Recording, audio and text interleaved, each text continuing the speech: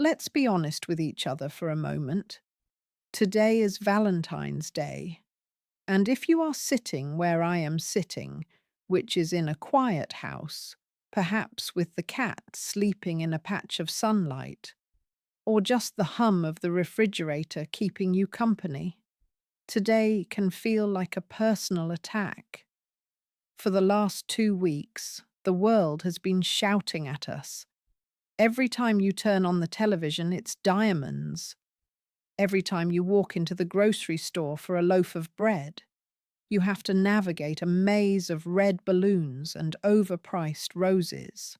The world is screaming that love looks like a young couple holding hands with their whole lives ahead of them. And here we are. If you have lost the person you were supposed to grow old with, or if you grew old with them and now you are finishing the journey alone, Valentine's Day isn't a celebration, it's a magnifying glass. It highlights everything you had and everything you lost. It's a seat at the dining room table that is glaringly, painfully empty. I know that feeling. I know the specific silence that fills a house on February 14th. For the first few years after my husband Robert passed away, I treated today like a combat zone. I wouldn't watch live TV because I didn't want to see the commercials.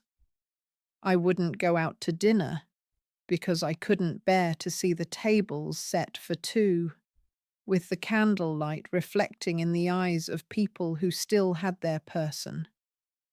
I stayed home. I ate cereal for dinner. I went to bed at 9 o'clock, and I just waited for the calendar to turn to February 15th so I could breathe again. I was trying to protect myself. I thought if I ignored the day, the pain couldn't find me. But grief is clever. Grief knows your address. It knows how to find you even when you pull the curtains shut. But this year, something shifted in me. I'm 71 years old now. Robert has been gone for 8 years. The sharp, jagged edges of that initial grief have softened a little. They've dulled into a sort of chronic ache, like arthritis in the soul. You learn to live with it. You learn to walk around it. And I realized that by hiding from today, I wasn't honoring Robert, and I certainly wasn't honoring myself. I was just letting fear run my schedule. So, I want to talk to you today, not about the candy-coated version of love that they sell in the greeting card aisle. I want to talk about the real thing. I want to talk about what love actually looks like when the honeymoon phase is 40 years in the rearview mirror. When we are young, we think love is the grand gesture. It's the boombox outside the window, the surprise trip to Paris, the diamond ring that costs 3 months' salary. And don't get me wrong, those things are fun. Robert and I had a few of those moments back in the 70s, back when we had more hair and less sense. But if you're listening to this, you know the truth. You know that the grand gestures aren't what sustain you. Champagne goes flat. Flowers wilt. The trip to Paris ends, and you still have to come home and unclog the toilet. Real love, the kind that gets you to the 40 or 50-year mark, is incredibly unglamorous. It is grit. It is endurance. I was thinking this morning about our best Valentine's days, and I couldn't remember the fancy dinners. They all blend together into a blur of tablecloths and menus. What I remembered was a Tuesday in February, back in 1988. We had 3 teenagers in the house. We had a mortgage rate that would make you dizzy today. And Robert had just been laid off from the plant. We were terrified. We didn't have 2 nickels to rub together, let alone money for roses or chocolates. That Valentine's Day, it was 10 degrees below zero outside. My old station wagon, the one we used to haul the kids to hockey practice, had a broken transmission. I needed it to get to my part-time job the next morning. Robert spent 5 hours in that freezing, unheated garage. I remember watching him from the kitchen window. He was under the car, on the cold concrete. He came inside at 8 p.m., covered in grease, smelling like gasoline and exhaust. His knuckles bleeding and blue from the cold. We ate grilled cheese sandwiches for dinner because that's what we had in the pantry. And I remember looking at him across that laminate kitchen table. He was exhausted. He was scared about the future. He smelled like a mechanic shop. And I loved him so much it made my chest ache. That grease on his hands was love. That fixed transmission was the grandest gesture he could have made. That's the stuff they don't put in the Hallmark cards. Real love is showing up when it's hard.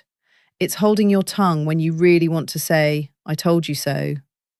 It's sitting in uncomfortable hospital chairs for days on end, drinking terrible vending machine coffee, just so the other person knows they aren't alone in the dark. That's the love I miss today. I don't miss the diamonds.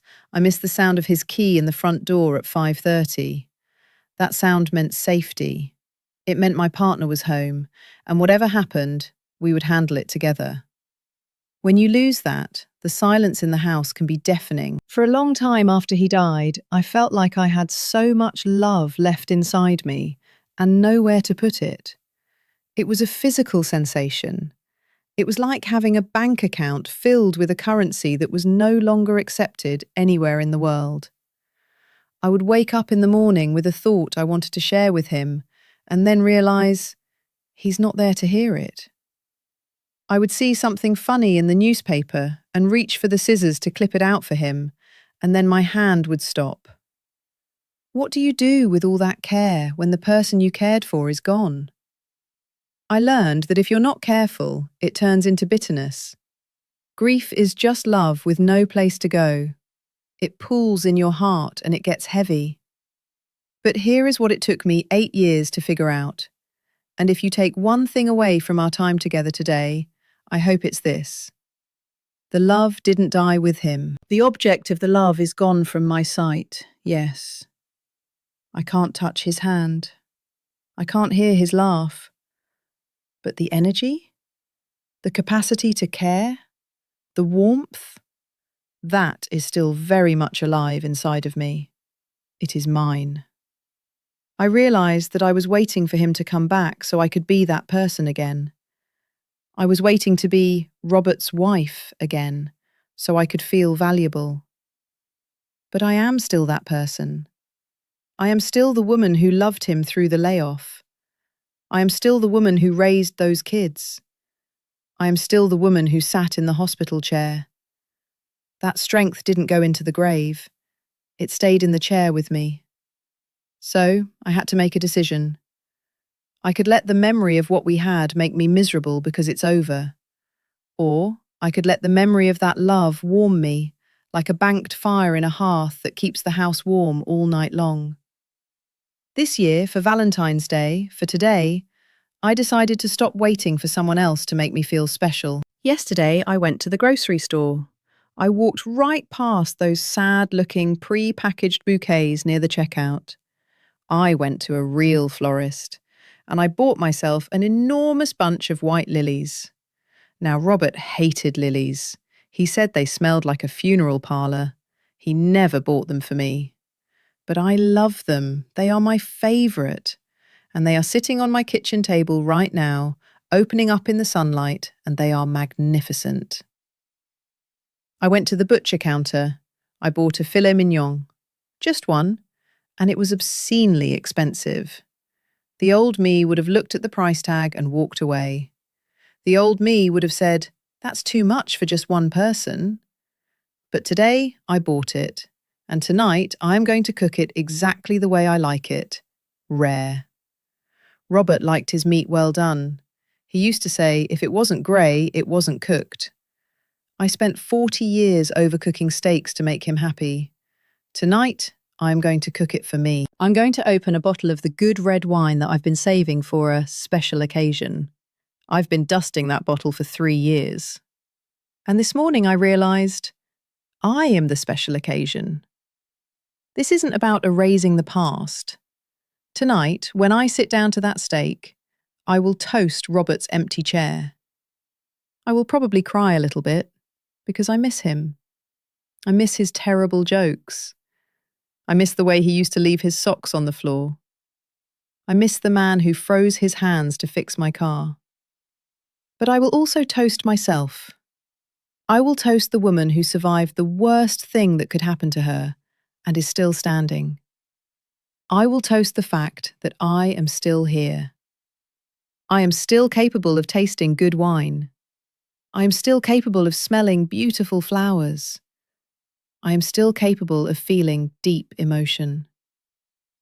If you are alone today, whether it's been 6 months or 16 years since you lost your partner, I need you to hear me. Your value is not determined by who is sitting across the table from you. Your capacity for love is not gone just because the person who received it is. We have this strange idea in our culture that romantic love is the only kind that counts on February 14th. That is nonsense. Look around you. There is love everywhere if you have the eyes to see it. There is the love of your children or grandchildren, even if they are busy and don't call as often as they should. There is the love of a good friend who knows your history and doesn't need things explained. There is the love of a dog or a cat who thinks you are the centre of the universe. And most importantly, there is the love you owe yourself. You have been through the fire. You have said goodbye to the most important person in your life. You have navigated probate courts and funeral homes and lonely anniversary dinners. You have learned to sleep in the middle of a king-sized bed. You are a survivor. So please, treat yourself with the same tenderness and care that you used to treat your spouse. Buy the expensive steak. Take the long bath. Watch the movie that they hated but you secretly loved. Eat the chocolate. Do not let the commercialism of today make you feel less than. Those commercials are for people who are just starting out, who still need shiny objects to prove how they feel. You don't need that. You know what real love is. You lived it. You have the scars to prove it. The love you shared with your spouse is locked in time. It is perfect and untouchable. Nothing can take that away. But you are still here in the moving stream of time. You still have a pulse, which means you still have a purpose. So today, while the world goes crazy with red hearts, take a deep breath. Acknowledge the empty chair. Honor the person who used to sit there. Let yourself feel the sadness if it comes, but then do something kind for the person sitting in your chair, because she deserves to be loved too. You are not just a widow or a widower. You are a whole person with a past that is rich with memory and a present that is waiting for you to show up for it. Happy Valentine's Day, my friend. You are not alone. We are in this club together, this club that nobody wants to join, but it is filled with the strongest, most resilient people I know. If this message brought you a little bit of comfort today, I would be honoured if you'd share it with someone else who might be struggling to get through these 24 hours. And if you want to join this quiet little community we're building here, please subscribe. We talk about the real stuff here. We talk about the things that matter after the noise fades away. Now, go enjoy your day. You have earned it.